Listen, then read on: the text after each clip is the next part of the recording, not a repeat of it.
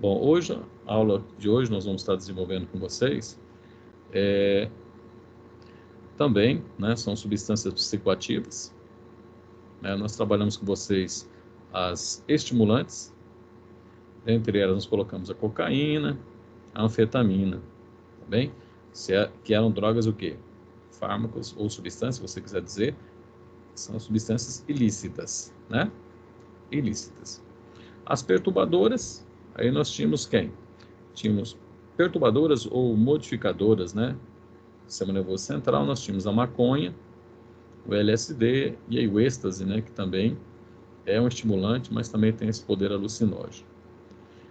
E as depressoras, nós trabalhamos também com os opioides e com os benzodiazepínicos. Ficou, então, das depressoras, o álcool e os estimulantes a nicotina. E hoje o alvo da nossa aula é trabalhar o quê? Trabalhar o álcool. É também uma substância psicoativa, só que é, vamos dizer assim, uma substância lícita, né? Que nós encontramos encontramos em supermercados, encontramos em lanchonetes, encontramos em bares, restaurantes, e que também causa dependência, né? Causa dependência e leva ao alcoolismo, consequências ao paciente, orgânicas, vamos dizer assim, e patológicas ao paciente, como também psicológicas ao paciente e também psicológicas à própria família, né? Então, nós temos o álcool aqui. Bom, o diagnóstico do alcoolismo é meio complicado, né? Porque ninguém admite que é alcoólatra, né? Fala, não, vou dar um tempo, ele fica 6 meses sem ingerir, daqui a pouco ingere os 6 meses que não ingeriu, quer ingerir tudo nos outros 6 adiante, né? Então, às vezes eu tenho uma demora, né, no diagnóstico, bem? Eu tenho, às vezes, se coloca-se muito assim, que não existe o risco, né, do consumo de álcool, né? Então, por que a gente vê isso? A gente observa muito só relacionado o álcool à direção, mas ninguém coloca que o álcool pode levar a um quadro de dependência. Você não vê nenhuma propaganda de cerveja ou de qualquer outra, né, bebida alcoólica colocando que ele leva o quê? Leva à dependência. Você não vê isso. Você não vê atrás de rótulos, por exemplo, de bebidas, colocando esse tipo de advertência, né? Então não existe, vamos dizer assim, um consumo isento de risco. Ele leva a um quadro nocivo de dependência, né? E aí, a longo prazo, traz as complicações clínicas. Bem? Bom, o álcool depende de vários fatores para começar a se tornar o que nocivo. Quais são os fatores? Primeiramente, a quantidade, né? Quantidade de álcool ingerida e o período, né? O período que a pessoa utiliza, né? Normalmente, o que acontece com o paciente alcoólatra, ele sobrevive vários anos. Por quê? O grande metabolizador, né, do álcool é o fígado. E ele tem uma capacidade de regeneração muito grande. E, consequentemente, às vezes o indivíduo ele é um alcoólatra, né, ele é um dependente do álcool, e ele fica aí anos e anos, né, até realmente impactar clinicamente nele. Tá bom? Depois nós temos o uso anterior de álcool, nós temos a concentração também do álcool no sangue, também influencia. O estado nutricional do paciente, né? Quanto mais desnutrido, mais prejudicial é ele. E, é claro, uma predisposição genética, né? De repente, pai, né, é alcoólatra, de repente tem muito alcoólatra na família, existe também, abre aspas, né, essa predisposição genética que também vai influenciar na questão do alcoolismo. Ainda dentro do álcool, né, a quantidade, né, ingerida. E o que equivale, né? Por exemplo, 40 ml de pinga, uísque ou vodka corresponde ao quê? A 40% de álcool. Então, naquela bebidinha, naquela dose ali, tem 40% de álcool. O vinho, ele tem em torno de 12%, né? Uma latinha de cerveja ou um copo de chopp, ele tem em torno de 5%. Tá certo? E aí o cara toma o quê? Toma uma caixinha, 2 caixinhas, 3 caixinhas. E aí, não quer dizer que tem 5%, não vai chegar, né, aos 40%. Também vai depender da quantidade que essa pessoa também ingere. Só para você ter noção da quantidade de álcool em cima de cada bebida alcoólica. Bom, aí nós vimos então da cerveja, nós vimos do vinho. Por que eu coloquei do colutório? Colutórios, loção pós-barba, né, perfume, colônia. Por quê? Colutório em torno de 15 a 78. Loção pós-barba de 15 a 80. Perfume, olha lá, de 25 a 95. Colônias de 40 a 60. Porque quando não tem o álcool em casa, né, de outras formas, outras bebidas, o alcoólatra, ele acaba consumindo isso aqui, ó. Ele consome, às vezes, loção pós-barba, ele consome perfume, ele consome colônia. Se tiver colutório, ele consome. Se tiver álcool, ele dilui e bebe. Certo? Para não desenvolver o quê? Não desenvolver a síndrome de abstinência. Tá bem? Então, por isso que eu estou colocando também essas outras, né? Essas outras substâncias, esses outros produtos também têm um determinado teor alcoólico. O alcoólatra, na hora que ele está entrando em síndrome de abstinência, ele vai nele. E sem hesitar. Certo? Bom, e aí o álcool, como nós já falamos, depende do padrão, do uso, da quantidade, da substância. Ele começa como usuário social, não é isso? Ou até mesmo, inicialmente, como aquele experimentando, né? Aquele adolescente de 15 anos, começa a tomar aquela primeira latinha, né? Ou aquele usuário social. Não está causando nenhum problema, certo? Em seguida, ele começa, às vezes, o quê? Causar um problema, mas sem a dependência. Tá? Ele passa a ser um usuário social, depois tem isso aí, a gente tem que ficar sempre atento, depois ele começa a ser um usuário com manifestações, ou seja, com problema, já com álcool, e depois ele já evolui para o quê? Para, né, um usuário com problemas e agora desenvolvendo o quê? Desenvolvendo a dependência. E aí depois, posteriormente, os problemas clínicos e sociais. Então, depois ele vai trazer problemas clínicos para ele e também os problemas sociais para a família e amigos, né? E amigos também, ok? Então, inicia-se às vezes o quê? Só com o consumo social. Então, a gente tem que estar sempre atento a isso aqui, certo? Então, ele começa experimentalmente, né? Depois ele começa o uso esporádico, começa a utilizar de forma frequente, né? Aí ele não fica mais sem utilizar, todo dia ele tem que beber, aí ele começa a abusar e aí, bom, aí leva à dependência, tá? E aí a gente observa, né? Do uso experimental, tá certo? Ao uso frequente e depois, posteriormente, a dependência do álcool, certo? Bom, aonde que o álcool vai estar influenciando? Para isso, é necessário entender um neurotransmissor. Neurotransmissor do sistema nervoso central, que é a dopamina. A dopamina, ela participa de 3 sistemas. Ela participa do sistema motor, ela participa do sistema comportamental e ela participa do sistema tuberofundibular ou endócrino. Certo? Do sistema motor, ela é responsável, grande parte, pelo movimento voluntário e pelo tônus, né? Tônus do movimento voluntário. Ok? Sistema comportamental está relacionado, ela está relacionada, né, com o prazer, principalmente na via mesolímbica. Ela está relacionada com o prazer, em todos os aspectos, né?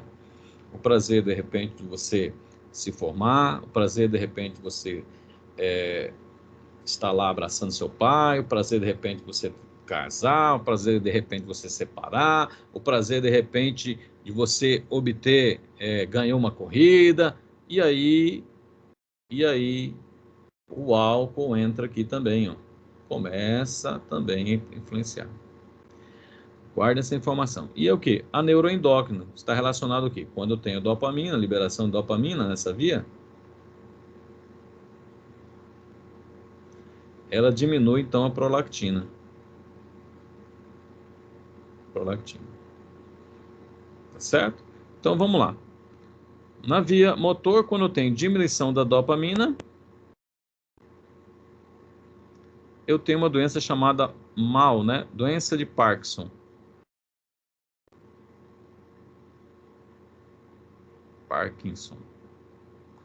Ou mal de Parkinson. Tudo bem? Pela diminuição da dopamina nesse sistema aqui.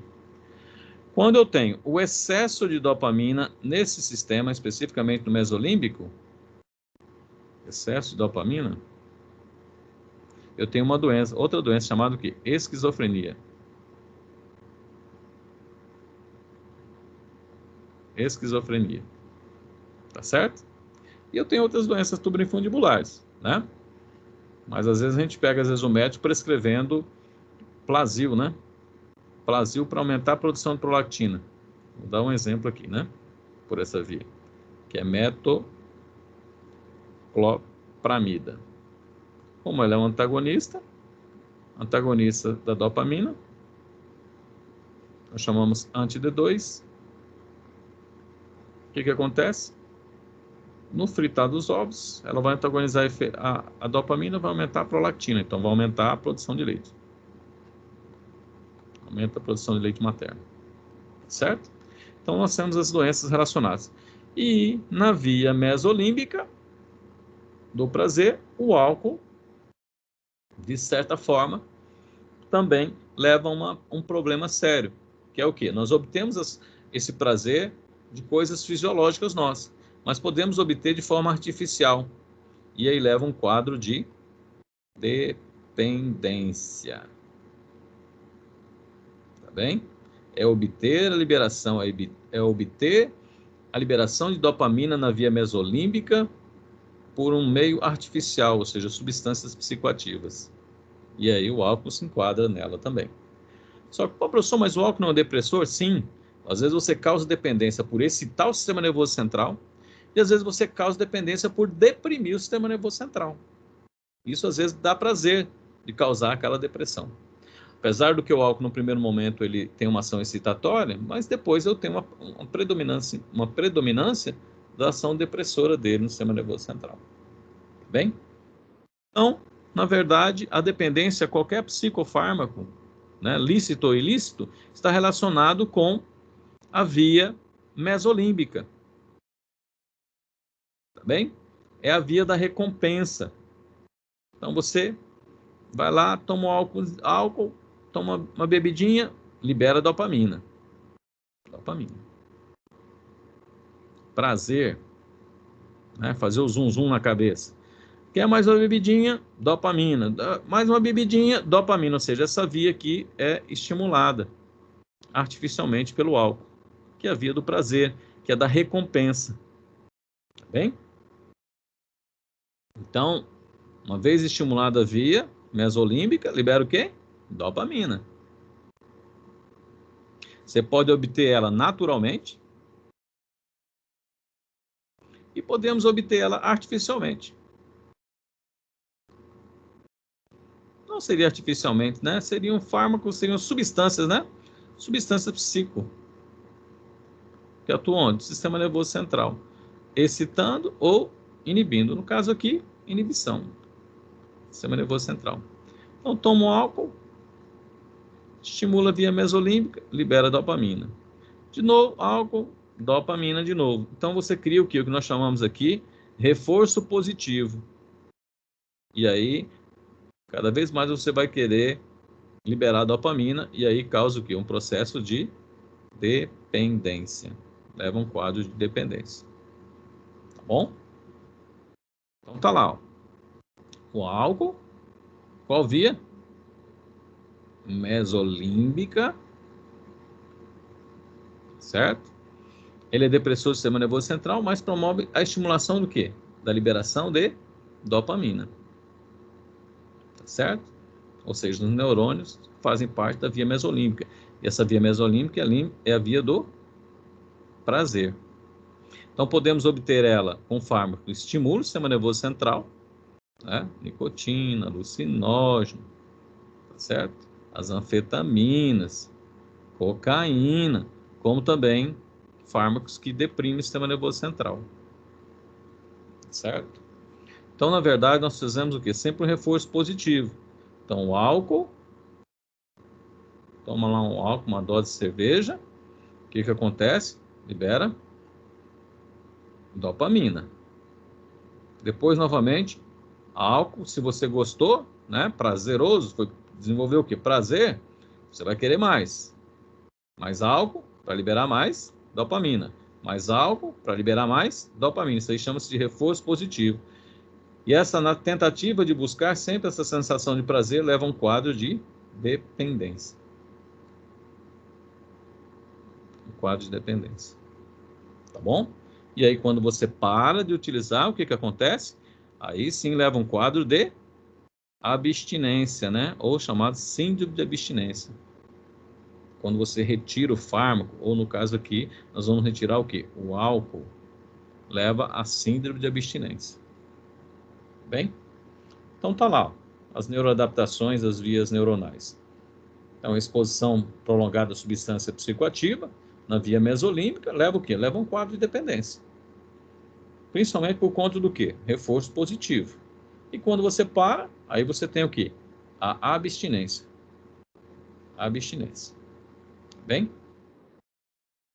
Então, começa-se aqui, né?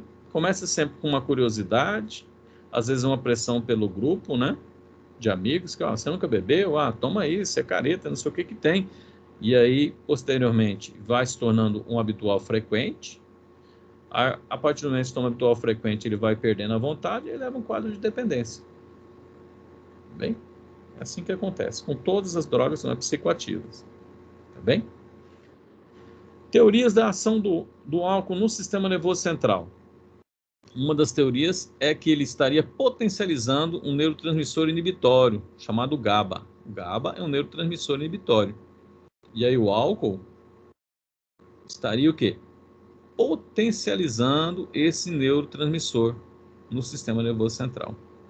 Uma outra seria o quê? A inibição da entrada de cálcio. E aí eu iria diminuir a liberação do cálcio voltage dependente, eu iria estar diminuindo a liberação de neurotransmissores. Outra teoria é a inibição do receptor N-metil-D-aspartato, que é responsável por gerar potencial a longo prazo no sistema nervoso central. Então, se você bloquear ele, você diminui a produção de potencial a longo prazo. E o outro, a adenosina. De todas essas teorias que tentam explicar o efeito do álcool no sistema nervoso central, nós temos as mais aceitas quem? É o aumento da inibição, né, seria a potencialização do GABA, e a inibição do receptor, né, NMDA, N-metil-D-aspartato. Bom, neurotransmissores do sistema nervoso central. O que nós temos como neurotransmissores do sistema nervoso central? Nós temos dois tipos, né? Nós temos neurotransmissores que promovem excitabilidade e neurotransmissores que promovem o quê? Inibição. Tá bem? São os dois tipos de ação fisiológica que os neurotransmissores vão fazer. Ou vai excitar ou vai inibir. Nós temos neurotransmissores excitatórios, que geram o quê? Despolarização da membrana do neurônio. E eu tenho neurotransmissores que provocam hiperpolarização na membrana do neurônio. Então, isso aqui tem que estar bem claro para qualquer profissional de saúde que queira atuar, né, com fármacos psicoativos. Tá bem? Então, aí nós estávamos falando de qual neurotransmissor? Estávamos falando do GABA. O GABA é um neurotransmissor inibitório. Tá bem? Eles atuam normalmente o quê? Pós-sináptico, inibitório. Tá certo? Os demais, acetilcolina, noradrenalina, dopamina, eles vão ter mais ação o quê? Excitatória do sistema nervoso central. Tá bem? Então, estava lá, acetilcolina relacionado com a memória, com o aprendizado. Um exemplo disso aqui é o mal de Alzheimer, é a destruição dos neurônios colinérgicos do sistema nervoso central. Noradrenalina e serotonina vão estar relacionados com o humor, depressão, não é isso? Humor. A serotonina com a ingestão de alimento, com a modulação da dor. Dopamina, emoções, não é Roberto Carlos, mas são grandes emoções e é o neurotransmissor do prazer, né, como eu citei anteriormente. Tá bom? E o álcool vai potencializar o efeito de quem? O álcool vai potencializar o efeito do GABA, que é um neurotransmissor inibitório. E essa inibição, essa desligar o sistema nervoso central, faz com que libere dopamina e leva a um quadro do paciente de dependência, como eu já expliquei. Bom, então da onde que vem o GABA? Só para a gente entender. O GABA vem da glutamina. A glutamina depois, através da glutamina transaminase, é transformada em glutamato. Tá bem? E o glutamato depois é transformado em GABA. Ok? Em GABA. E depois eu tenho uma enzima chamada GABA transaminase. GABA transaminase, ASE, enzima. Toda vez que você vê a terminação ASE, a ASE é sempre uma enzima que vai pegar alguma coisa e transformar em alguma coisa. Ou seja, vai pegar o seu substrato e vai transformar num produto. Então aqui vai pegar o GABA, a GABA transaminase e vai transformar num metabólito. Tá bem? Tá lá. Então glutamina, glutamato, glutamina, glutamato, GABA. 3, GABA. E depois a GABA transaminase transforma o GABA em um metabólito. É assim que acontece a síntese do GABA no sistema nervoso central. Onde acontece isso? No neurônio. Então nós vamos ter neurotransmissores excitatórios, um exemplo é o glutamato, e vamos ter neurotransmissores o quê? Inibitórios. Ok? O exemplo é o GABA. Ok? Nós já vamos falar mais à frente, o GABA vai se ligar no receptor dele. Nós vamos ter dois tipos de receptores, nós chamamos de GABA A, que é pós-sináptico, e o GABA B, pré-sináptico. E o glutamato vai se ligar onde? No receptor N-metil-D-aspartato. N-metil-D-aspartato.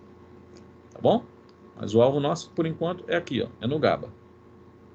Bom, o GABA, ele se liga num receptor dele. O receptor dele é um receptor que nós chamamos de receptor ionotrópico. É um receptor que tem afinidade por íons. E qual que é o íon que ele permite entrar? É o íon cloro. Tá bem? Então ele permite entrar o íon cloro. Então o GABA vem, se liga no receptor dele e permite o influxo de cloro. Tá bem? Permite o influxo de cloro. Bom, professor, você pode repetir para mim que a minha conexão caiu, fazendo favor? O GABA é um neurotransmissor inibitório, tá bem? Ele é inibitório. O que ele faz? Ele inibe as sinapses.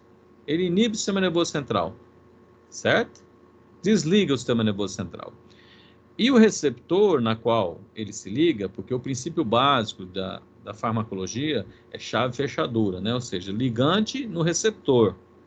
O receptor do GABA é um receptor o quê? Ionotrópico, tem tropismo por íons. E qual íon que ele permite a entrada e leva a um quadro de hiperpolarização do neurônio? É o íon cloro. Tá bem? É o íon cloro. Então vamos lá. Então o GABA tem dois tipos de receptores. O que nós chamamos GABA A, pós-sináptico. Aqui é uma sinapse. Ok? GABA A, pós-sináptico. GABA B, pré-sináptico. Pré-sináptico.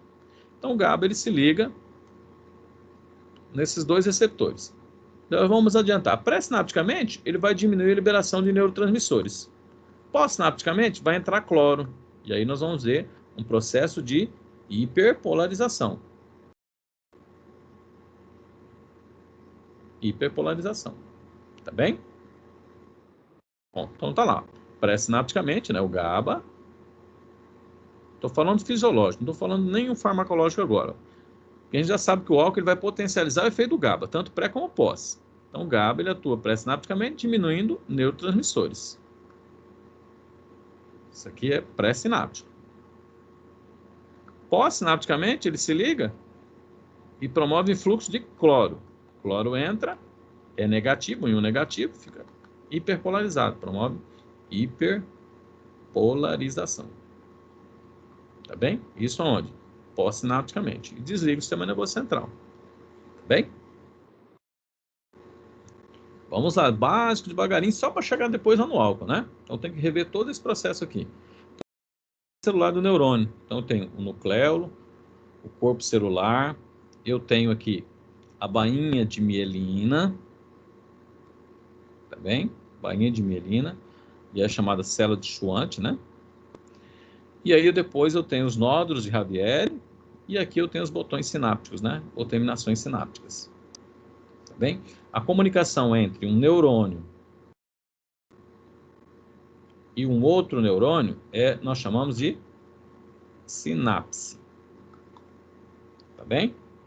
Então vamos lá. Então como que ocorre o ritmo do potencial? Então tem lá o nucleolo, gera um potencial de ação, ou seja, entra só, ela vai ficando positivo. Esse potencial de ação percorre o neurônio e é liberado o neurotransmissor, que aí depois aonde? Vai se ligar no próximo neurônio. Tá bem? Esse intervalo, né, de um neurônio no outro nós chamamos de sinapse. Tá bom? Então tá aqui, ó. Neurônio, liberou o neurotransmissor. Neurotransmissor, nós vamos ver que vai permitir um influxo de sódio. Sódio fica positivo, gera um potencial de ação. E aqui, depois nós vamos ver que entra cálcio, libera neurotransmissor, se comunica novamente com outro neurônio. Isso aí são sinapses. Para isso é importante entender o que é o potencial de ação, como que ocorre o potencial de ação. Básico. Tá bem? Então começa assim, ó. Como que fica o neurônio? O neurônio, ele fica em repouso ou polarizado. O que significa isso? Ele fica negativo dentro, positivo fora. Aqui ele está em quê? Ele está em repouso. Tá bem? Eles estão em repouso. Bom, ocorre a liberação de neurotransmissores. O neurotransmissor se liga no seu receptor e promove o influxo do quê? De sódio. Isso aqui nós chamamos de despolarização. Entra sódio. Sódio é um íon positivo. Se é um íon positivo, ele vai gerar o quê? Vai gerar um potencial de ação. Ou seja, a despolarização permite a entrada de sódio. Sódio é um íon positivo, gera o quê? O potencial de ação. Ok? Esse potencial de ação percorre todo lá o neurônio, pela bainha de mielina. Tá lá, entra sódio, corre um processo de despolarização primeiro, né?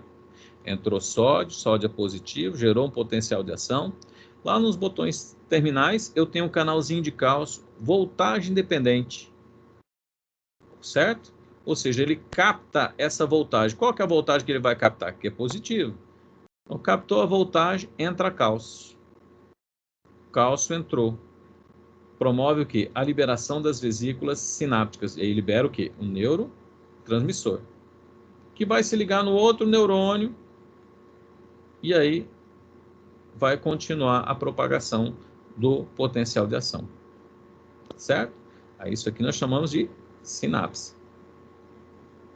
Sinapse. Tudo bem? Bom, despolarização, então vamos de novo, recapitulando. Ó. Então, está em repouso, negativo. Depois ocorre um processo de despolarização, ele fica positivo, gera o potencial de ação. Esse potencial de ação vai permitir a liberação de neurotransmissores, mas ele não pode ficar dessa forma toda a vida. Ele tem que se preparar para um próximo potencial de ação. Pois ocorre, então, o quê? Ocorre um processo de repolarização. Então, fecha canalzinho de sódio, abre canal de potássio. Potássio é um íon positivo. Então, você vai começar a perder carga positiva. Se você está perdendo carga positiva, como é que fica dentro do neurônio? Dentro do neurônio, ele volta o quê? A ficar negativo. A esse processo aqui nós chamamos de repolarização. Repolarização. E aí ele está pronto para ocorrer novamente o quê? pronto para iniciar novamente a despolarização, gerar o potencial de ação, liberar neurotransmissores novamente. Certo? Então, ocorre um processo de repolarização. Fecha o canalzinho de sódio, abre o canalzinho de potássio, vai perdendo carga positiva, ele vai voltando a ficar o quê? Negativo. Ou seja, vai voltando a ficar em repouso para uma próxima. Tudo bem aqui, pessoal? Entendido?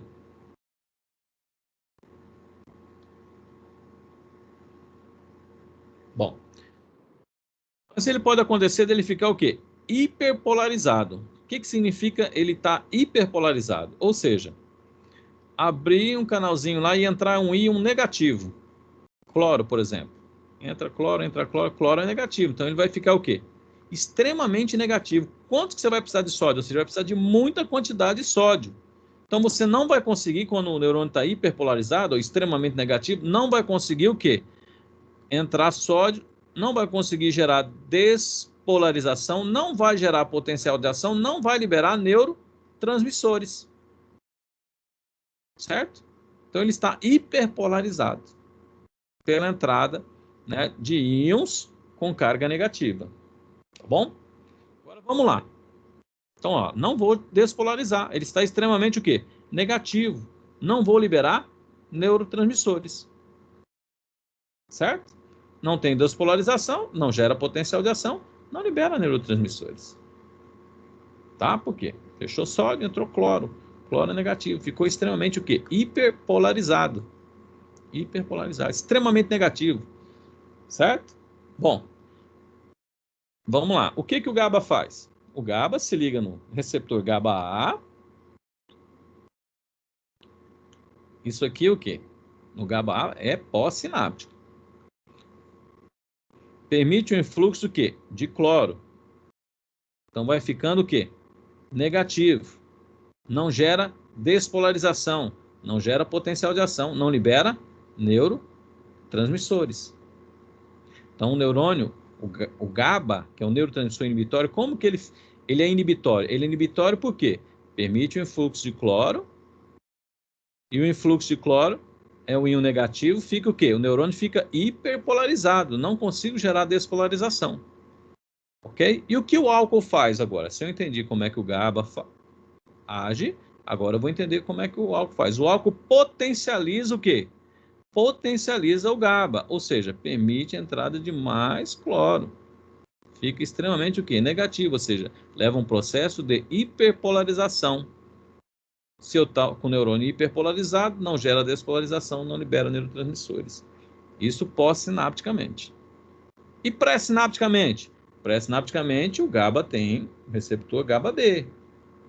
Quando ele se liga, o GABA se liga no receptor GABA-B, a transdução de sinal é a diminuição do AMP cíclico, que é um segundo mensageiro. E ele fecha canalzinho de cálcio. Sem cálcios, não consigo jogar o quê? O neurotransmissor na sinapse. E aí você diminui neurotransmissores. O que o álcool faz? O álcool potencializa o GABA, ou seja, fecha canalzinho de cálcio, não libera neurotransmissores. Então, o GABA age tanto pós-sináptico como pré-sináptico. E o álcool potencializa o efeito do GABA. Tudo bem? Então, dessa forma, eu não libero neurotransmissores. Essa diminuição do neurotransmissor, eu vou deprimindo o sistema nervoso central. Essa sensação de depressão do sistema nervoso central libera dopamina, dá prazer no indivíduo, tá bem? E o fato de dar prazer depois leva o quê? Um quadro de dependência, o alcoolismo, tá bem? Certo? A sinapse gerou potencial de ação, canalzinho de cálcio, liberou neurotransmissores. Então ele atua o quê? Pós-sinapticamente e pré-sinapticamente. Pós-sinapticamente e pré-sinapticamente. Tá bem? Então o GABA atua pré-sinapticamente, bloqueando o cálcio, não libera os neurotransmissores. Pós-sinapticamente, o que ele promove? Influxo de cloro. Ele hiperpolariza o neurônio pós-sináptico. Tá bem?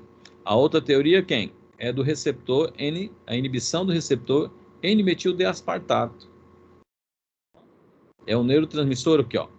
É o neurotransmissor excitatório. Então, o álcool estaria bloqueando esse receptor, promovendo o quê? Depressão. Tá bom? Então tá lá, o glutamato pré-sináptico, né? E aqui pós. Então libera o glutamato. O glutamato normalmente, vamos entender, o glutamato normalmente ele se liga o quê? Em dois receptores chamados AMPA e NMDA.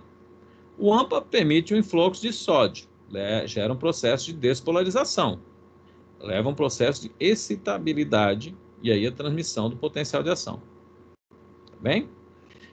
Ele também se liga onde? No receptor N-metil-D-aspartato, que aí promove o influxo de cálcio.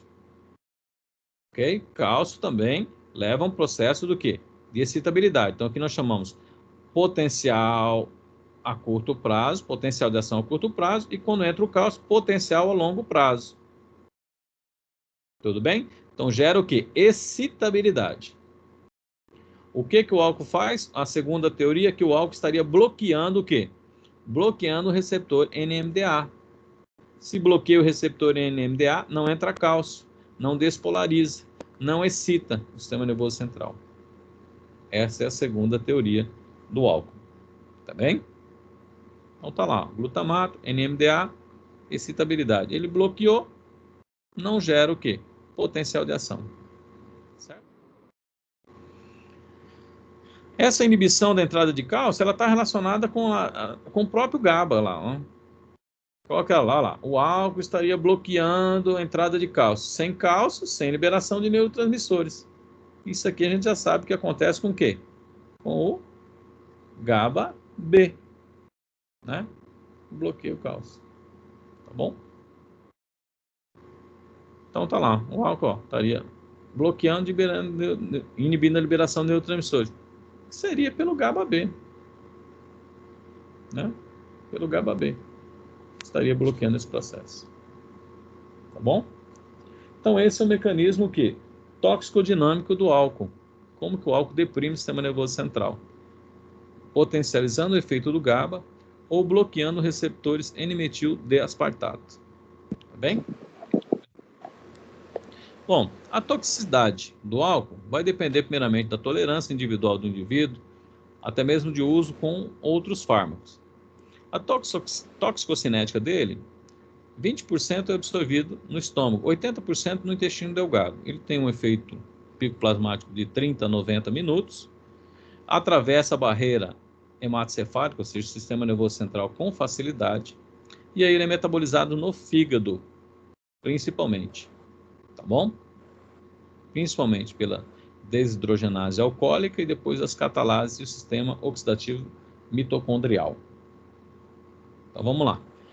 E de 2 a 10% ele é expelido por onde? Pela respiração. E aí vem então o princípio do bafômetro, né? O princípio do bafômetro. Tá certo? Por quê? De 80 a 90% ele é oxidado aonde? Ele é oxidado no fígado. Tá bem? No fígado. Então tá lá. Oxidação do álcool, né? A farmacocinética, né? O metabolismo dele. Então, o álcool, depois tem uma enzima chamada álcool desidrogenase, que transforma ele em acetaldeído. E depois eu tenho uma outra enzima chamada aldeído desidrogenase, que se transforma ele em ácido acético. Ok? Isso pela via do quê? Da álcool desidrogenase. Depois você tem uma outra via que corresponde a 25% dele, da sua metabolização, que é pela oxidase de função mista. Certo? Oxidase de função mista, que também pega o álcool e o transforma em acetaldeído por essa via da oxidase aqui. E aí mais 25% aldeído oxidase transforma o acetaldeído em ácido acético por essa via. Tá bem? Então são duas vias, né? A principal, fazer um asterisco, e aí a secundária. Tá bem? Muito bem. Tem uma variabilidade dessas enzimas, né, que oxidam, mas a principal é quem? A álcool desidrogenase, que transforma o álcool em acetaldeído. E ele vai gerando o quê? NADH, nicotinamina, adenina, hidroxilase, né? Forma o NADH, tá bem? Tá presente na mucosa gástrica e principalmente no fígado. E as mulheres, elas têm né, uma atividade reduzida da enzima álcool desidrogenase. Então, ela metaboliza muito menos do que o homem. Então, ela está mais suscetível a desenvolver o quê? Alcoolemia pelo álcool. Apesar que, sinceramente, senhores, eu vejo mulheres que às vezes bebem mais do que homem, né? Mas, de maneira geral, temos que falar o que está na literatura. Na literatura, o que a gente observa é isso. É que ela tem essas enzimas álcool desidrogenase menor do que o homem, em menor quantidade do que o homem. Consequentemente, né? Consequentemente, metaboliza menos o álcool, está mais sujeito a desenvolver o quê? Um processo de alcoolemia. Tá bom? Assim como também, então vamos lá. A partir do álcool desidrogenase, depois eu tenho forma acetaldeído. Então, eu tenho álcool acetaldeído. Depois do acetaldeído, ele é transformado em acetato pela acetaldeído desidrogenase, é uma outra enzima extremamente importante. Tá bom? Se transforma em acetato. O que observou-se? Né? Que existe um fator chamado fator anti-alcoolismo que as pessoas possuem. O que acontece com esse fator anti-alcoolismo? Esse fator anti-alcoolismo, ele vai lá e inibe a degradação de acetaldeído em acetato, e aí, consequentemente, aumenta a concentração de acetaldeído, a pessoa passa mal. Então, aí essa pessoa, vamos dizer assim, ela está menos propensa a desenvolver o alcoolismo. E aí vem lá o distúrbio genético, né? Tem pessoas que têm o quê? Tem esse distúrbio genético, não tem esse fator anti-alcoolismo. E observou-se também, e aí ela está mais susceptível a desenvolver o alcoolismo. E observou-se também que os orientais, né? Os orientais, eles têm alta incidência do fator anti-alcoolismo. Então, por isso que eles não aguentam tomar muito, né? Os japoneses, chineses, não aguentam tomar muito bebida alcoólica, porque logo impede a conversão de acetaldeído em acetato e ele começa a passar mal. Tá certo? E aí ele começa então a passar mal. Existe um medicamento que atua nessa via, chamado disulfiram, que nós vamos falar mais lá à frente. Tá certo? Depois o acetato é transformado em acetilcoenzima A. E a acetilcoenzima A entra no ciclo de Krebs, ou ciclo de ácido cítrico, gerando energia. Tá bem? Gerando energia. Tem o microfone aberto aí. Tá bom? Então tá lá. Então eu tenho o álcool, é transformado em acetaldeído. O acetaldeído ele é transformado em acetato. E depois acetato ele é convertido e transformado em quê? Ele é transformado em acetilcoenzima A. Tá bem? Acetilcoenzima A aí pode ser transformado em ácidos graxos, corpos cetônicos e colesterol. Tá bem? E introduzido aonde? Né? Lançado corrente sanguínea no ciclo de Krebs, ou ciclo do ácido cítrico. E vai dar o quê? Energia. Energia. Por isso que, às vezes, o alcoólatra não come nada, né? Primeiro que ele vai ter lesão no trato gastrointestinal, ele vai ter dificuldade de absorver algumas vitaminas e alguns nutrientes. E o que? O álcool dá energia. O álcool dá energia. Tá bem? Assim como se você observar, por exemplo, né? Você observar também o paciente que faz bariátrico. Porque existe um alto índice de alcoolismo no paciente bariátrico. Aí, eu não vou especificar aqui se é bypass, se é outro, etc e tal. Nós temos vários tipos de cirurgias, né? Para redução do estômago, né? Um deles, ele vai e grampeia o estômago. Certo? Muito bem. Uma outra cirurgia, ela faz o quê? Faz um desvio, né? Faz um desvio do intestino aqui. Bom, o que é esse paciente? Bom, esse paciente já vai ter dificuldade na produção do quê? Produção do fator intrínseco. Isso aqui é uma curiosidade, tá bem? É curiosidade, tá? Um fator intrínseco. O fator intrínseco é importante para absorver vitamina B12. Tá bem? Ele é importante para a absorção da vitamina B12.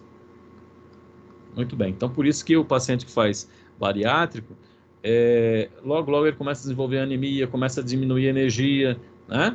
Começa a cair cabelo, porque tecido que se multiplica muito rápido precisa, né? Então, começa com o cabelo comprido, daqui a pouco começa corta o cabelinho curto. Muito bem. E aí, o que acontece com o álcool? O álcool é líquido, né? Ele é fácil de digestão e ele vai ser transformado em quê? Em energia. Rapidinho. Tá bem? Por isso, então, grande parte do quê? Desses pacientes que são bariátricos se tornam o quê? Alcoólatras. Certo? Então, ele ingere o álcool, e o álcool depois, posteriormente, é transformado, né, em acetato, o acetato em coenzima A, coenzima A, ciclo do ácido cítrico, o ciclo de Krebs, e é transformado em energia, dá energia para ele. Tudo bem? Tranquilo, pessoal? Bom, existem outras vias de oxidação. Outra via quem? A catalase. Então, pega lá o álcool, transforma depois em quê? Em acetaldeído. E depois do acetaldeído em acetato. Tá certo?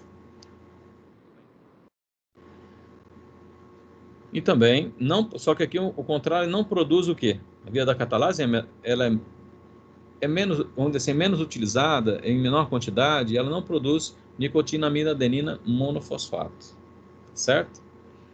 Bom, e existe o sistema microsomal de oxidação chamado o quê? Citocromo P450, que também, essa enzima aqui, que ele dá o nome, também tem a capacidade do quê?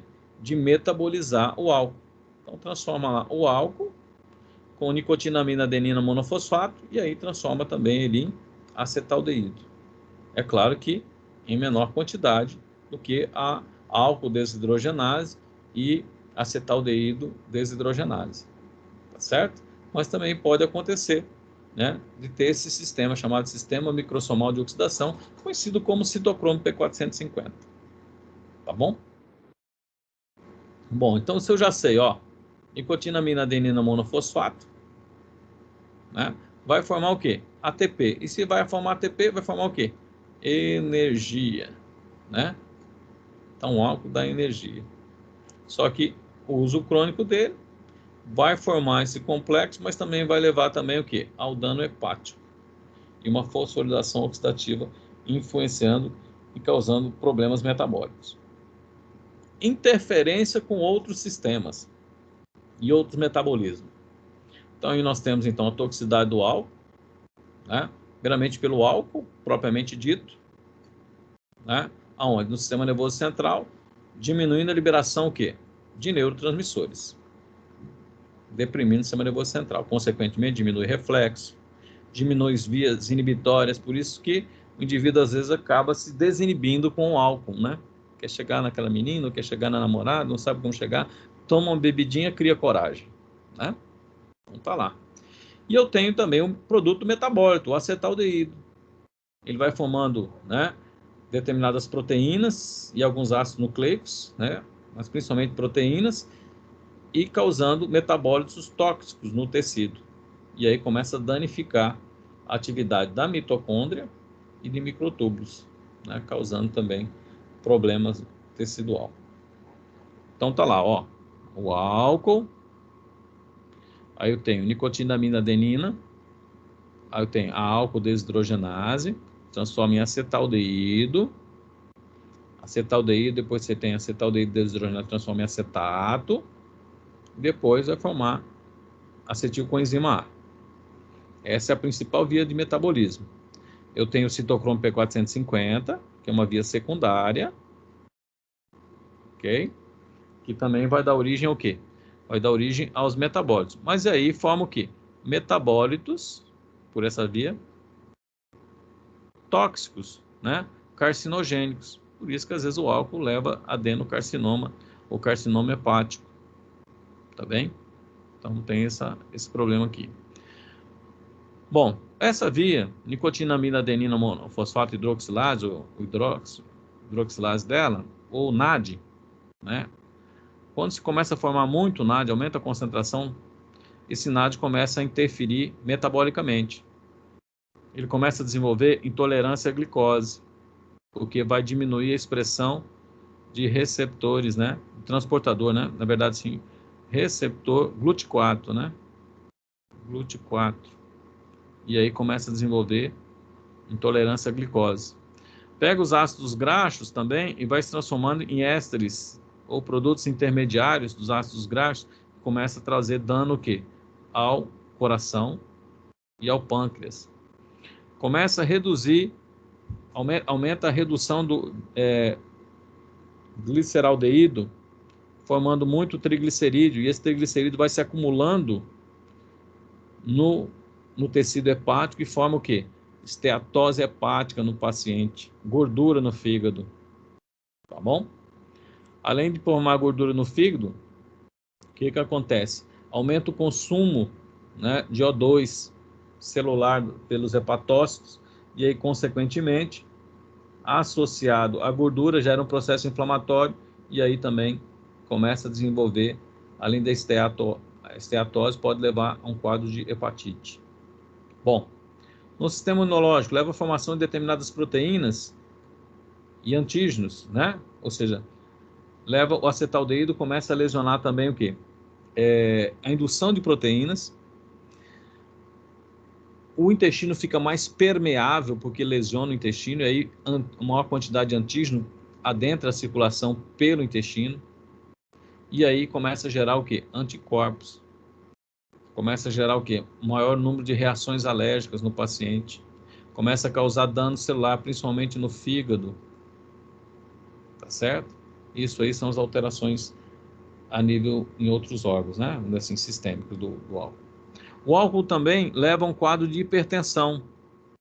Hipertensão arterial sistêmica. O efeito agudo dele, no primeiro momento é deprimir o centro vasomotor através da concentração de acetaldeído, deprime o centro vasomotor e aí o quê? Diminui a pressão arterial. Porém, o pós-efeito do álcool, né, faz com que essa queda da pressão arterial leve ao quê? Aumento da atividade barra-receptor e aí aumenta a atividade simpática. Se aumenta a atividade simpática, eu tenho liberação de quem? Noradrenalina. Noradrenalina, vasoconstrição. Vasoconstrição aumenta a resistência periférica, leva ao aumento da pressão arterial. Aumenta a pressão matinal, né, no despertar também. Levam a esse quadro também. Ok? E além disso, se eu começo a desenvolver então um quadro de hipertensão, eu começo também a ter o aumento de substâncias que promovem alterações nos vasos sanguíneos. Dentre elas, nós temos o quê? A endotelina. Certo? O que a endotelina faz? Ela faz um down regulation, ou seja, diminui os receptores, né? Diminui os receptores para o óxido nítrico, ou seja, diminuindo os receptores e a produção de óxido nítrico, ou seja, diminuindo a produção de substâncias vasodilatadoras, como o óxido nítrico, e aumentando os receptores ETA, que promove vasoconstrição, intensificando ainda mais o quê? Um quadro de hipertensão. Ativa o sistema renina-angiotensina, eu tenho angiotensina 2. Angiotensina 2, o que faz? Diminui a expressão de GLUT4. Se diminui o GLUT4, começa a desenvolver, diminui o que? A sensibilidade à insulina. E aí o paciente começa a desenvolver a longo prazo, ele começa o álcool, né? Vou colocar assim, o álcool. Começou a desenvolver hipertensão arterial sistêmica, agora começou a desenvolver o quê? Diabetes tipo 2, né? Diabetes 2, tipo 2, pela diminuição da expressão de GLUT4. Certo? E aí o efeito do álcool como um todo, né? O álcool dificulta também a quimiotaxia pelos neutrófilos, neutropenia, leva ao dano à saturação dos fagócitos, principalmente das células de Kupffer, né, que seriam o dano e a lesão dos macrófagos do fígado, que são chamadas células de Kupfer. E aí, consequentemente, aumenta a toxicidade. Nos alcoólatras crônicos, né, a barreira do trato gastrointestinal diminui a secreção de HCl, aumenta a permeabilidade do intestino. Se aumenta a permeabilidade do intestino, aumenta a quantidade de antígeno. E aí, consequentemente, aumenta a probabilidade de desenvolver reações alérgicas e diminui a defesa imunológica. Tá bem? Até que chega um momento que chega a exaustão. Exaustão do sistema imunológico, especificamente dos linfócitos, principalmente a produção de IL-2, e aí a imunossupressão. Por isso que o álcool causa imunossupressão. O indivíduo, de repente, tem herpes labial, de repente ele toma uma cachaçada, né? Ou seja, ingere grande quantidade de álcool, no outro dia o que acontece? O herpes labial se manifesta, né? Por conta do quê? Depressão do sistema imunológico. Tá bem? Então ele tem os efeitos agudos e imediatos que a gente observa e os efeitos crônicos e prolongados. Tá bem? Bom, os efeitos agudos vai depender do quê? Da quantidade da ingestão de álcool. Quando ele tem apenas uma baixa ingestão de álcool, ele tem desinibição do comportamento, diminuição da crítica, risos imotivados, então ri à toa, não é isso? Começa a rir de tudo, tá? E instabilidade afetiva, uma hora ele fica bravo, uma hora ele chora, e aí vai, né? E certo grau de incoordenação, né, motora. Quando ele já tem um consumo médio, tá bem?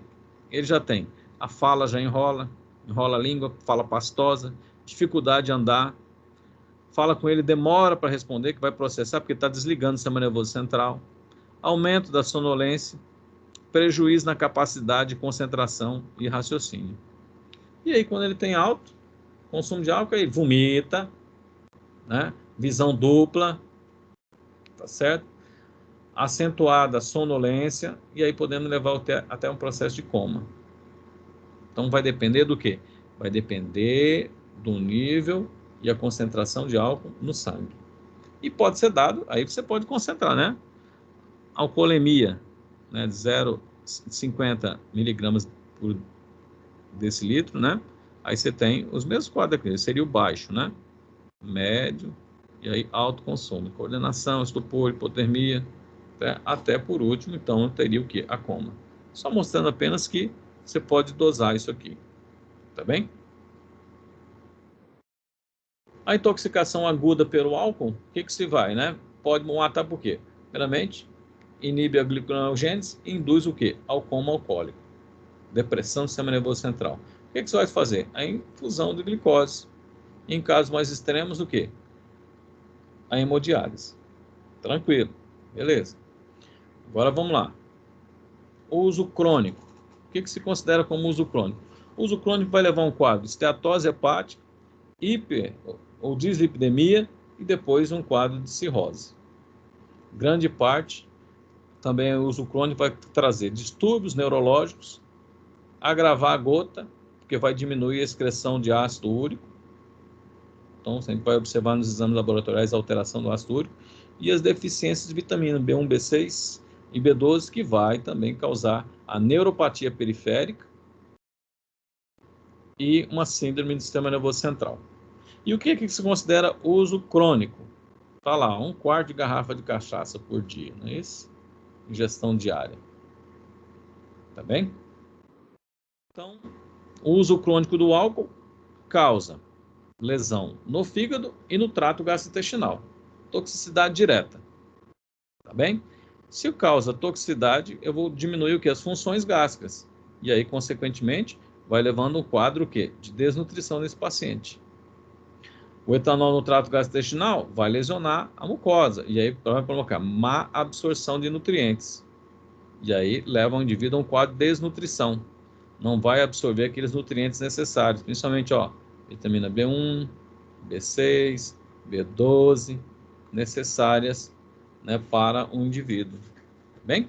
Então você tem lá as principais deficiências. Vitamina B1 causa uma síndrome no sistema nervoso central, que se dá através do quê? A confusão mental do indivíduo, porque vai destruir a bainha de mielina do nervo. Tá bem? dos neurônios. A carência também da absorção do B6 leva o quê? Acetaldeído aumentada ainda mais. Então, se eu começo a dificultar a absorver a vitamina B6, eu não vou metabolizar corretamente o álcool, e aí começa a acumular acetaldeído. A vitamina B9, vou ter anemia megaloblástica, né? E aí, também por conta da B1 e B6, eu vou ter a neuropatia periférica. Tá bom? Então, isso aqui, por conta do quê? Do uso crônico do álcool. Então, leva ao alcoolismo, 10 a 20% dos alcoólatras levam quadro de cirrose, 6 a 20 anos, né? Com ingestão diária. Então, por isso fala assim que o indivíduo morre lentamente. Leva ao acúmulo de triglicerídeo, né, de trigliceróis no fígado e a esteatose, a gordura hepática. A gordura hepática leva a um quadro inflamatório e esse quadro inflamatório leva a uma fibrose hepática. Tá bem? Uma coisa vai levando a outra, tá?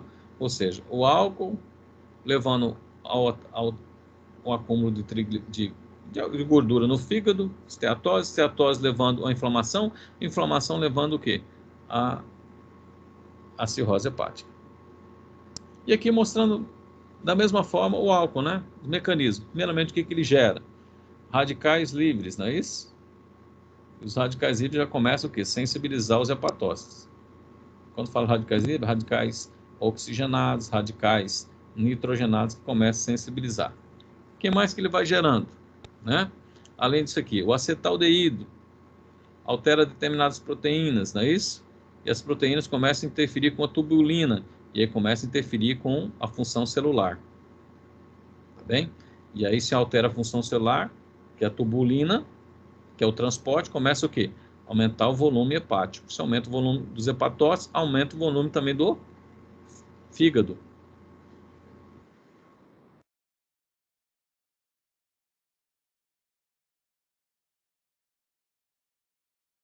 Se aumenta o volume do hepatócito, também aumenta o volume do quê? Do fígado. Tá bom? Se aumenta o triglicerídeos, também começa a acumular o quê? Começa a acumular triglicerídeos, começa a desenvolver esteatose, que é a gordura no fígado. No fígado. Tá bem? Bom, se leva a sensibilização, alteração do hepático leva o quê? Às vezes a um quadro inflamatório. Tá bem? Quadro inflamatório.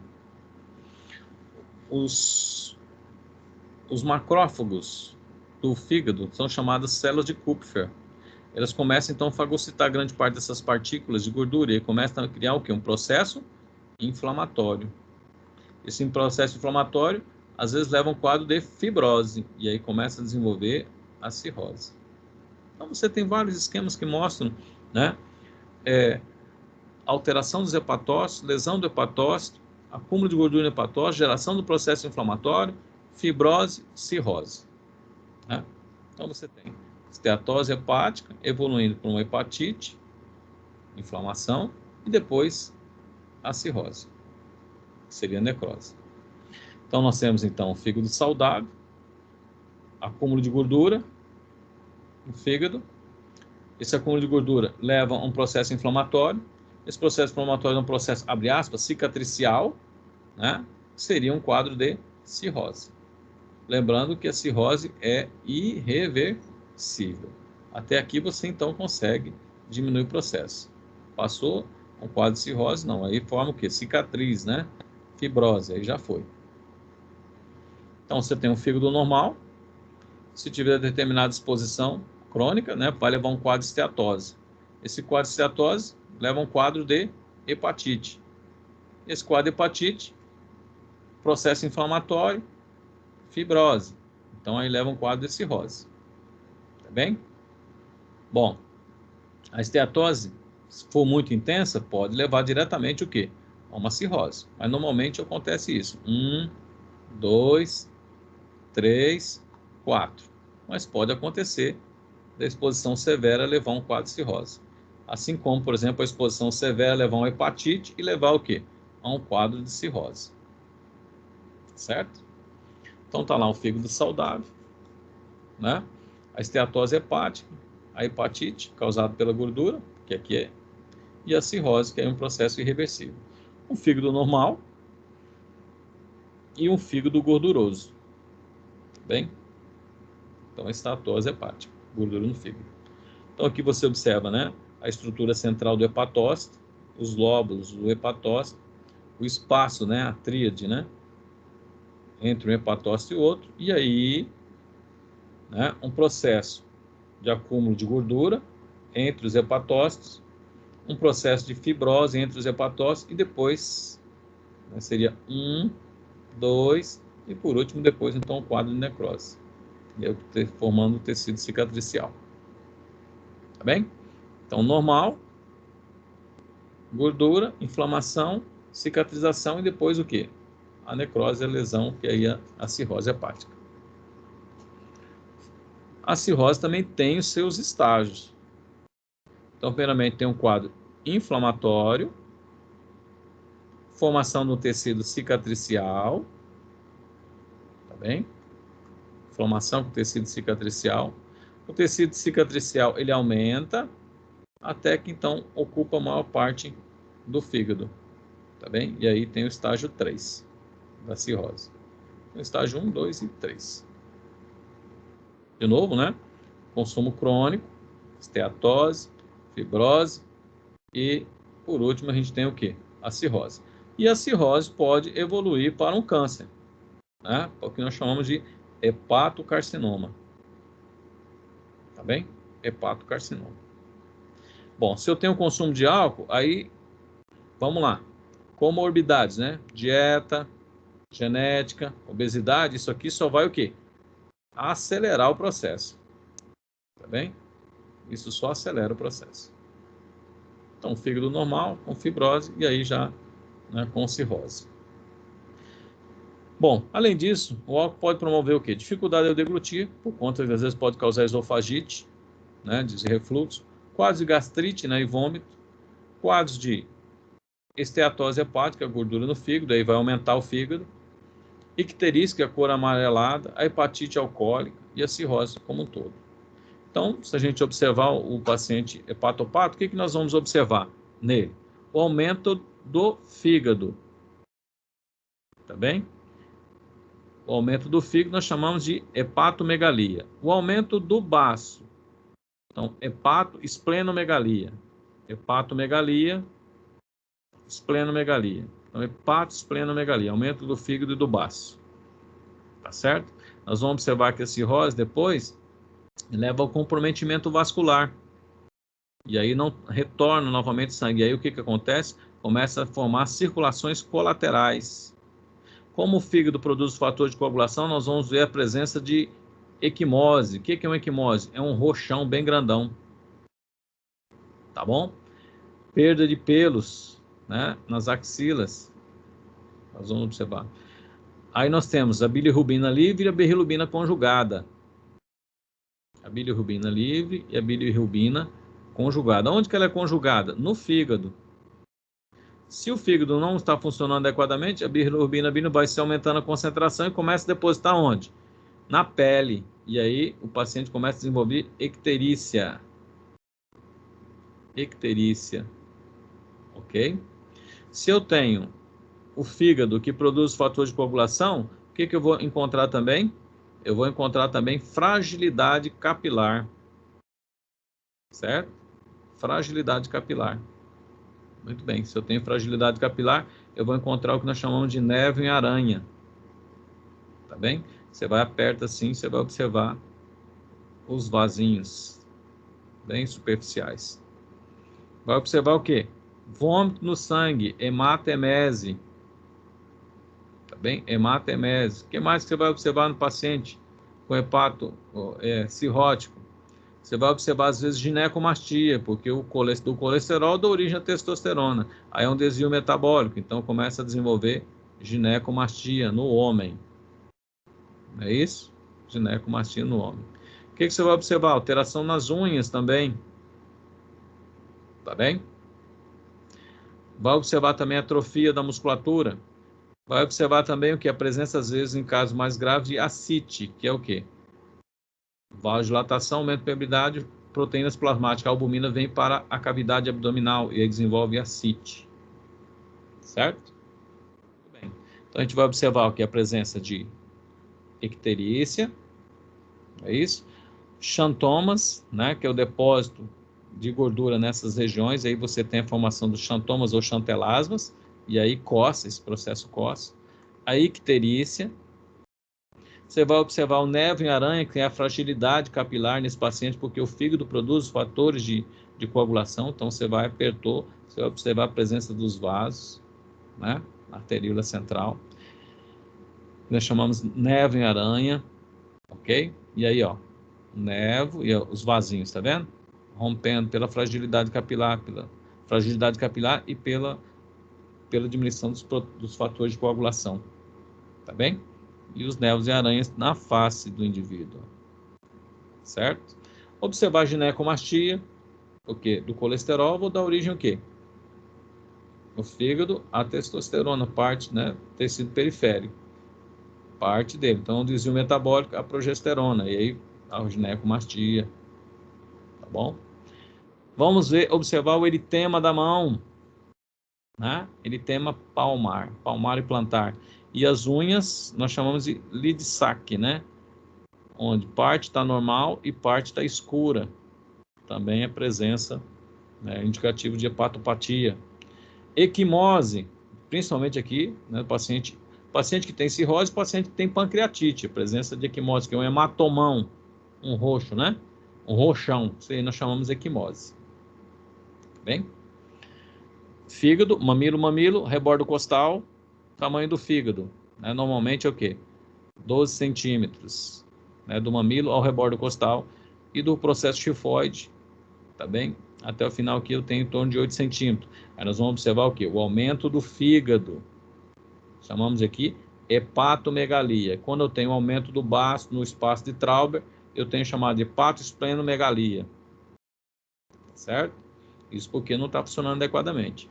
Bom, se o fígado está com cirrose, quer dizer que morreu o tecido ali, né? O que acontece? Obstrução, às vezes, do que? Da veia porta, o sangue não consegue retornar. E aí o que ele faz? Ele vai utilizar a vascularização colateral da pele. Então, você observa aqui a presença do que? Tungência venosa. Ó, tungência venosa. E o que nós chamamos clinicamente, na semiologia, de cabeça de medusa. Então tá lá, tungência, cicatriz umbilical, e aí a presença das, abre aspas, né, tungência venosa, como se fosse varizes, né, nessa região aí, por conta da cirrose levar à obstrução hepática. Então não volta, né, o sangue tem dificuldade em retornar, tá bem? Olha lá, então tem dificuldade em retornar. Aqui eu já tenho um paciente com ascite, então o sangue não retorna, aumenta a permeabilidade, ou seja, vasodilatação aqui, né, aumenta a permeabilidade, extravasa fluido para onde? Para a cavidade abdominal. E aí você tem a presença de ascite, né, a cavidade abdominal do paciente. Tá bem? Então tá lá, ó, paciente com ascite, ó lá, cicatriz umbilical, cabeça de medusa, tá bom? Traz problemas também no pâncreas, leva a um quadro de pancreatite, inflamação do pâncreas, certo? E aí, os pacientes cirróticos vão evoluir e trazer problemas cardíacos. Então, do problema hepático, traz problemas venosos e arteriais, que vai influenciar no problema cardíaco no paciente. Tá certo? Você vai ter o quê? O aumento do débito cardíaco. E aí, aumento do débito cardíaco, aumento da quê? Aumento do débito cardíaco e uma vasodilatação periférica intensa, porque fica onde? Fica na tungência venosa, ali na veia porta. E aí, se eu tenho aumento do débito cardíaco, aumenta a pressão arterial. Se você tem uma vasodilatação periférica intensa, ativa o sistema renina-angiotensina. Aí você tem a produção da angiotensina 2 para elevar o processo. E aí vai trazendo problemas a longo prazo.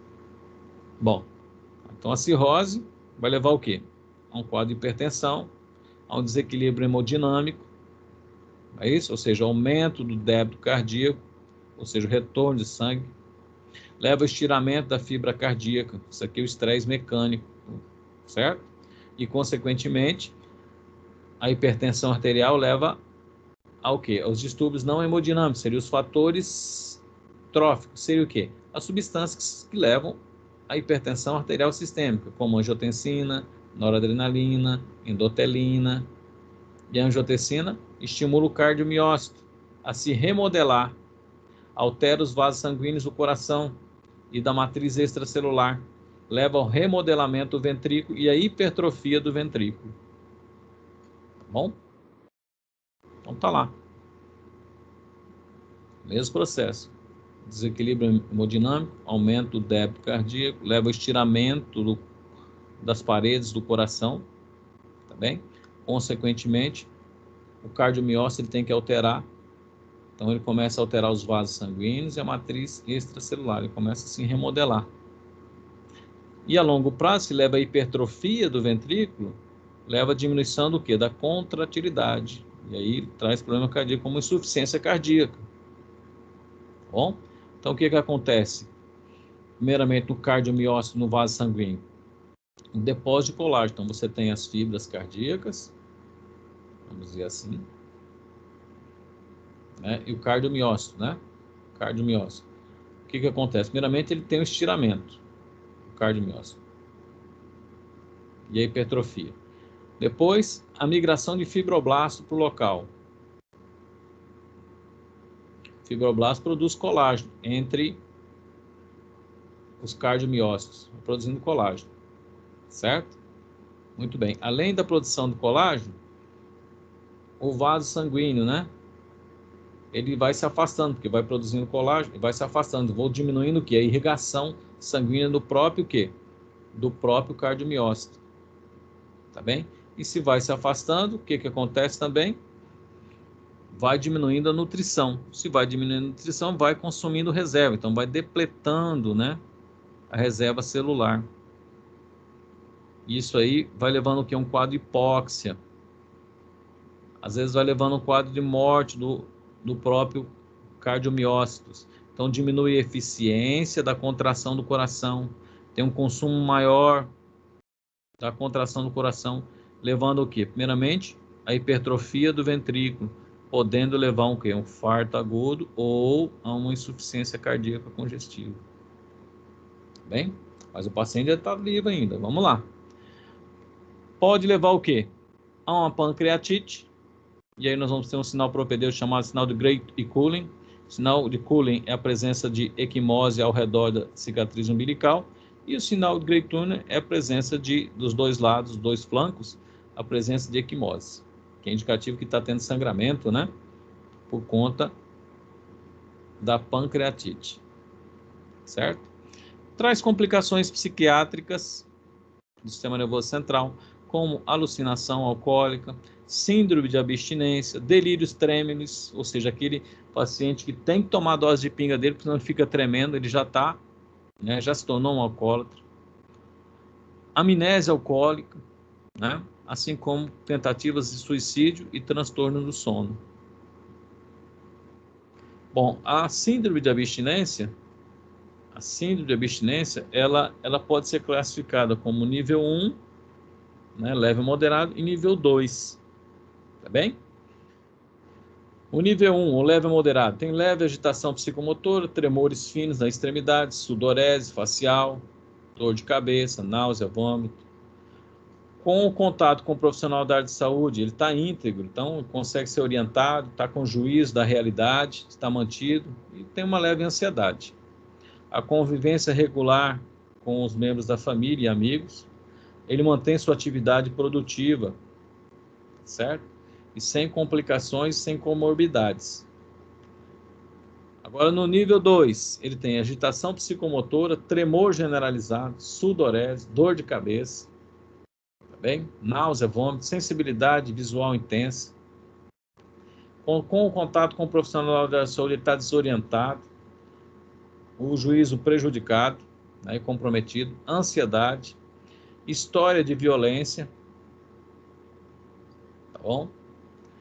Pensamento está descontinuado, não consegue falar nada com nada, alucinações auditivas e táteis e visuais, O relacionamento com a família já está ruim, tá? Não consegue trabalhar mais, certo? E em muitos casos não existe mais o vínculo familiar, né? Tá certo? Não existe mais o vínculo familiar.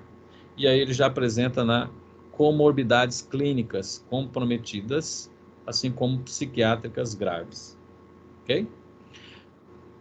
Causa, então, também a neuropatia periférica, que é a fraqueza motora, né, por deficiência da vitamina B1, B6, B12, mas principalmente a B1. E no sistema nervoso central, a demência se dá, né, que eles chamam de síndrome, que é a confusão mental, de Wicke-Korf, que é o síndrome de demência alcoólica, com perda de memória, atenção e orientação, por conta do quê? Por conta da desmielinização, ou perda da bainha de mielina, por conta da deficiência de vitamina B1, que é absorvida onde? No trato gastrointestinal. Tá bem? Então ele causa perifericamente a neuropatia, que às vezes é até dolorosa. E no sistema nervoso central, essa síndrome, chamada síndrome de demência alcoólica, que é a desmielinização e a degeneração da bainha de mielina. Certo? Bom, abordagem farmacológica. O que nós vamos abordar com esse paciente?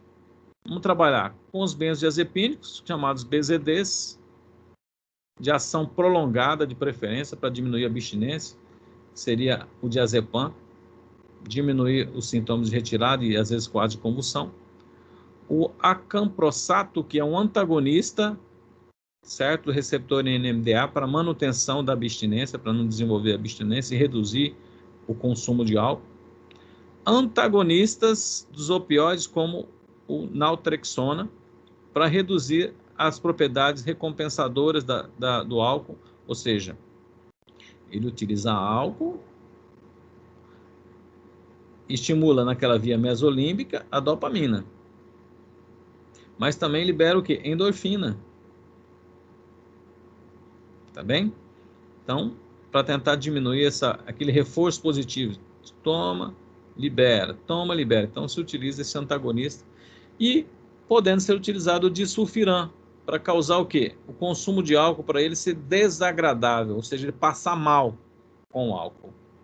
Tá bem? Então, você tem os benzodiazepínicos, os BZDs. O que eles vão fazer? Eles vão se ligar nos receptores GABA e vão promover o quê? O maior influxo de cloro. Fala, professor, mas aqui dá a impressão que ele está funcionando igual ao álcool. Sim, mas ele é utilizado para quê? Utilizado para diminuir a síndrome de abstinência e a convulsão. E aí depois nós vamos retirando dele gradativamente, porque, na verdade, o paciente alcoólatra é um viciado. Nós temos que diminuir essa síndrome de abstinência. Então, se trabalha com o benzodiazepínico, que vai mimetizar a seriação do álcool. Ou seja, vai potencializar o efeito do GABA também. Mas é um medicamento. O antagonista fraco do receptor NMDA, certo? Que vai funcionar semelhante ao álcool, vai bloquear, professor, vai diminuir a despolarização. Sim, sim. Utilizado para tentar o quê? A manutenção, diminuir o quadro de abstinência. E depois, gradativamente, vai sendo retirado.